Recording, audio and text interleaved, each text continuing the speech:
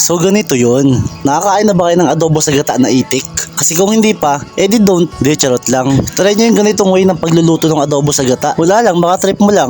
Halos sinabay-sabay ko na rin ang lagay ng Ricardo. Sinabay-sabay ko na yung luya, sibuyas, bawang, sili, at tanglad. At nung medyo nag-reduce na yung gata, nilagay ko na rin yung pinalambot kong itik. Yes po, pinalambot po muna namin yan bago gataan. Kaso nasobra na ata sa palambot. Ayun, nadurog. Nilagyan ko na rin siya ng toyo, suka at nor cubes. Sinama ko na rin yung magic sarap at paminta. Tapos hinalo-halo ko na. Tapos habang hinahalo ko, naalala ko siya. Sorry na, miss na kita. Tapos pagtakip ko, binuksan ko rin naman kaagad.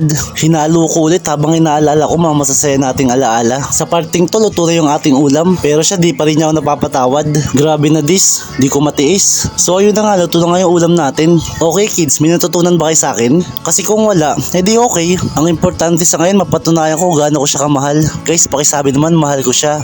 Please, dali na, bigyan kita dos. Bye, love you me.